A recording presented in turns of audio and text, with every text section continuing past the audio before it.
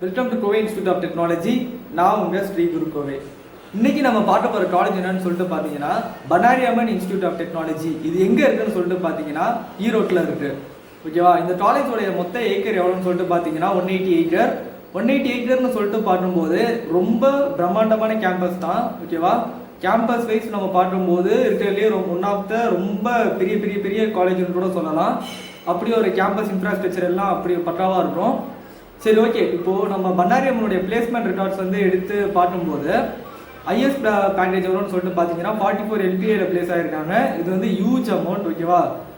ரொம்ப குரூஷியல். எப்படின்னா ஒரு இப்போ ஆரம்பித்த ஒரு கல்லூரி, இப்போ ஆரம்பித்த இந்த சென்ஸ் வந்து இப்போ வளர்ந்து கொண்டு இருக்கிற கல்லூரி இவ்வளோ பெரிய பிளேஸ்மெண்ட் ரெக்கார்ட் ஸ்டார்ட் பண்ணது வந்து ரொம்ப அதிசயமாக இருக்குது.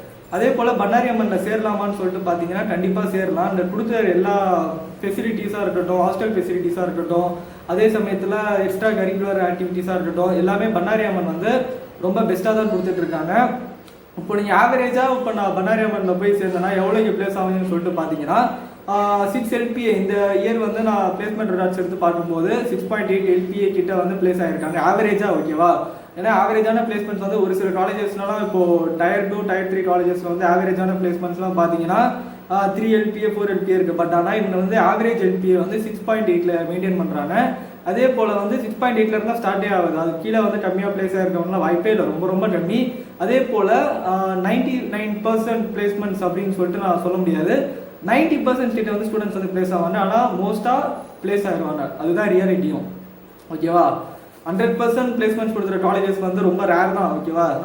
நான் போன வீடியோவில் கூட RMD வந்து என்கிட்ட ஃபோன் போட்டு கேட்டிருந்தாங்க, எப்படி நீங்கள் 100% பிளேஸ்மெண்ட்ஸ் கொடுக்குறீங்க. அதையும் நான் குறிப்பிட்டு தான் சொல்லியிருந்தேன். RMD பொறுத்தவரைக்கும் உள்ளே போயினா ஈஸியாக பிளேஸ் ஆகிடலாம். அந்த பேக்லாக் எதுக்கு வருதுன்னு சொல்லிட்டு பார்த்தீங்கன்னா நீங்கள் வந்து அரியர்ஸ் அந்த மாதிரி வைக்கும்போது தான் உங்களுக்கு வந்து பேக்லாக் வந்து ஏற்படும். மற்றபடி நீங்கள் சாதாரணமாக நீங்கள் டிகிரி முடிச்சுட்டு அவங்களே ஒன்று ட்ரைனிங் எல்லாமே கொடுத்துருவாங்க என்னென்ன படிக்கணும்னு சொல்லிட்டு. அதை முடிச்சிருந்தாலே நீங்கள் எல்லாமே பிளேஸ் ஆகிடுவீங்க. ஸோ வந்து 95 to 99% பிளேஸ்மெண்ட்ஸ் வந்து இதுவாக 90 to 99%. ஓகேவா? அதனால் நீங்கள் பன்னாரி அம்மன் பொறுத்த அளவுக்கு ரொம்ப ஸ்ட்ரிக்டான காலேஜ் தான். ஸ்ட்ரிக்ட் இந்த சென்ஸ் டிசிப்ளின் எதிர்பார்ப்பாங்க. இது one of the criteria.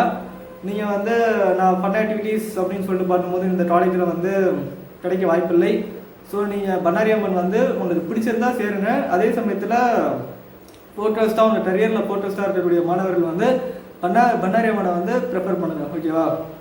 And then அடுத்து என்னென்ன கம்பெனிஸ் வருதுன்னு சொல்லிட்டு பார்த்தீங்கன்னா மோஸ்ட்டாக MNC கம்பெனிஸ் வருது ஃப்ரெண்ட்ஸ். MNC இன்டர்நேஷ்னல் கம்பெனிஸ் வந்து 80% கிட்ட வருது. நம்ம இந்தியன் கம்பெனிஸ் வந்து ஒரு 20% கிட்ட வரதான் சொல்லிட்டு இருக்காங்க. அண்ட் தென் நம்ம அடுத்து பார்க்க போகிறது ஸ்காலர்ஷிப் வந்து ப்ரொவைட் பண்ணுவாங்க. இப்போது எப்படி சொல்கிறது, மெரிட் ஸ்காலர்ஷிப்லாம் இருக்குது பார்த்தீங்களா, ஒவ்வொரு கட் ஆஃப்க்கு அந்த மாதிரி ஸ்காலர்ஷிப்லாம் வந்து பன்னாரி அம்மன்லையும் ப்ரொவைட் பண்ணுறாங்க. அதுபோல் கவர்மெண்ட் கொடுத்தக்கூடிய ஸ்காலர்ஷிப்பாக இருக்கட்டும், MBC ஸ்காலர்ஷிப்பாக இருக்கட்டும், அப்புறம் SC/ST ஸ்காலர்ஷிப்பாக இருக்கட்டும், அது எல்லாமே வந்து நம்ம போய் கேட்டு அப்ளை பண்ணணும். ஏன்னா ஸ்காலர்ஷிப் வந்து நிறையா மாணவர்கள் வந்து கேட்குறது இல்லை. மோஸ்ட்டாக அது காரணம் வந்து தெரியாத காரணத்தினால தான். ஸோ அது எல்லாமே கேட்டுட்டு நீங்கள் அப்ளை பண்ணுங்கள். அண்ட் தென் அடுத்து நம்ம பார்க்க போகிறது வந்து ஸோ சரி, ஓகே, நம்ம இந்த காலேஜில் சேரலாமா அப்படின்னு சொல்லிட்டு பார்த்தீங்கன்னா கண்டிப்பாக சேரலாம். ஹாஸ்டல் ஃபெசிலிட்டிஸ் பொறுத்தளவுக்கு பன்னாரி அம்மனில் வந்து ஃபுட்டு வந்து குவாலிட்டியாக இருக்கும். அதே போல் நல்லாவும் இருக்கும். ஓகேவா?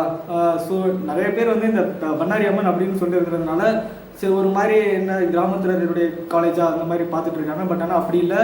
நான் பழசாக இருந்தாலும் நான் இப்போ புது ட்ரெண்டுக்கு மாறி இருக்கேன், நவீனமாக மாறி இருக்கேன்ற மாதிரி ஒரு காலேஜ். அது ட்ரெண்டுக்கு ஏற்ற மாதிரி இப்போவும் அவங்களுடைய பிளேஸ்மெண்ட்டாக இருக்கட்டும், அதே போல் இன்ஃப்ராஸ்ட்ரக்சராக இருக்கட்டும் மெயின்டைன் பண்ணிட்டு தான் இருக்காங்க. பழைய பேர் வச்சு புதுசாக பண்ணக்கூடிய காலேஜ் தான் பன்னாரி அம்மன்.